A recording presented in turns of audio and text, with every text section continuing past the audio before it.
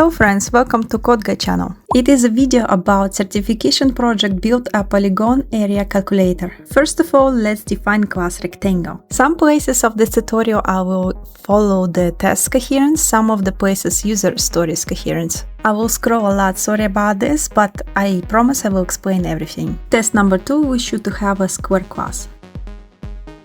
Class square should inherit from the class rectangle.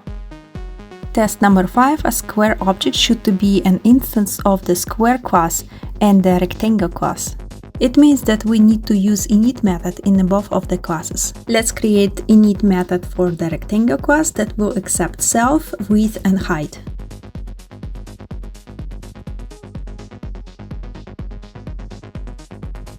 The init method should initialize width and height.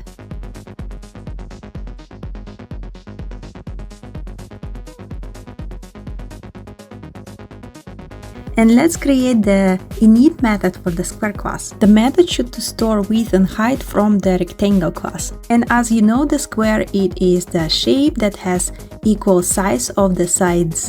Sorry for my pronunciation. So the init method from the square class will accept self and side. Then we need to use a super function to inherit width and height from the rectangle class. And of course, define our side attribute. According to test 6, we need to create a string method. For the rectangle class, the string method should return the string rectangle, width equal the width and height equals the height. It is a user story number 3. But before I started implementing the string method, I want to practice encapsulation a little bit. There is no need to create getters for our classes. You can easily skip this part and just create your code without properties. For Python, I was coding only in JavaScript and there is no such things like decorators, so I want to practice it a bit. Let's speed it up a little bit. Getters for width and height are created. I will also create a getter for the square class. String method will accept self, and for rectangle class will return rectangle, width equal width and height equal height.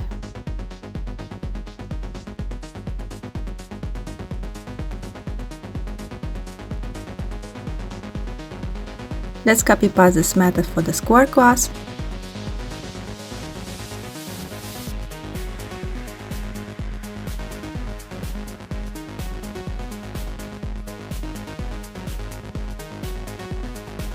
Excellent, we are good to go. From here I will follow the user stories.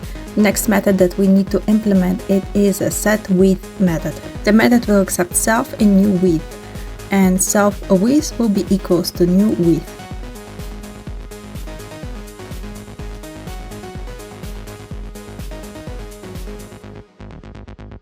Set height will be look the same, just replace the new height and self height equals new height.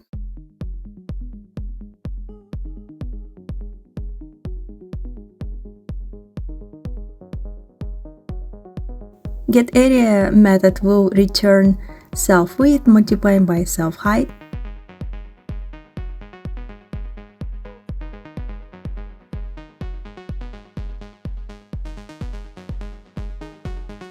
We passed all the tests from 1 to 9.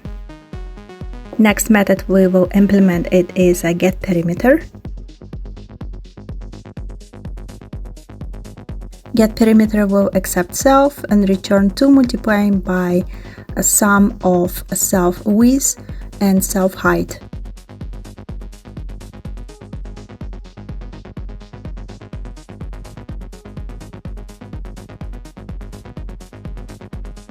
GetDiagonal method will return the root, sum of width and height in the power of 2, each of them. There is a special formula in Python to get root from the expression, but I will just put everything in power of 0.5, because as you know from math, the root it is 1 divided by 2 or 0.5.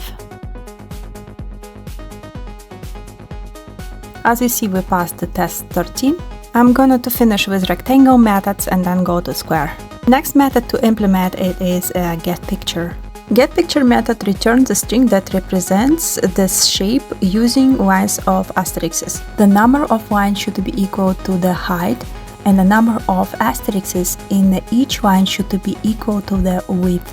Each one should to be separated by \n character, and there is a edge case. If width or height more than 50, we should to return to big for the picture. Let's implement it. The method will accept self, and we need to put if statement first. If self width more than 50 or self height more than 50, return to big for the picture.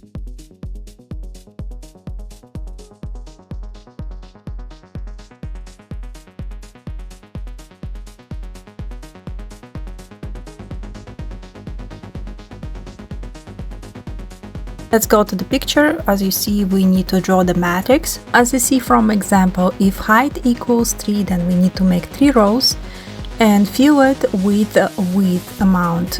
Then in our example, it is 10 stars in each row. To make rows from our height, we need to use for loop. Before it, I created image variable that is an empty string. Range function will help us to create list with length equals to our height. Then we are just concatenating to our image all the stars, multiplying by width. And in the end of each iteration, we are adding the breaking line character. The function should return the image. Let's try to pass the test. It doesn't pass yet, but I see we did everything correctly. It means that we need to do the same thing for our square class.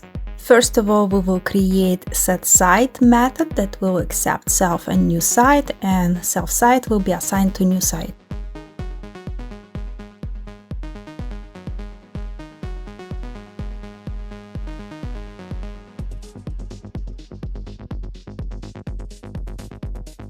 To pass test 16, we need to rewrite setWidth and setHeight methods.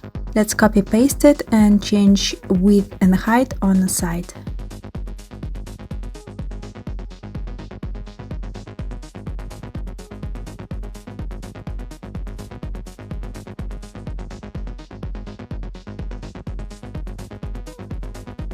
I just noticed that I have a typo in getPicture method for the rectangle. Let's fix it.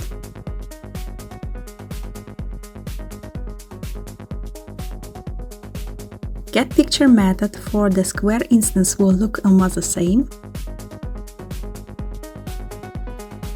An if statement replace self-width and self-height with a self-side. Also add self-side in for loop.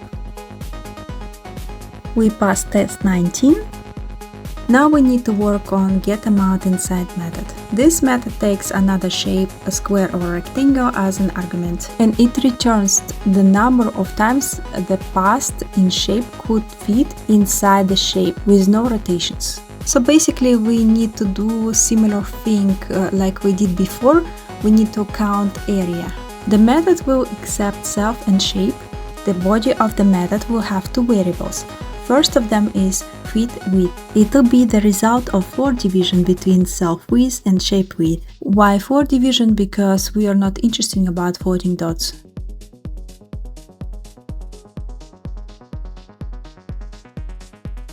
And another variable is a FitHeight. The same idea, self-height divided by shape height. The method will return FitWidth multiplying by FitHeight.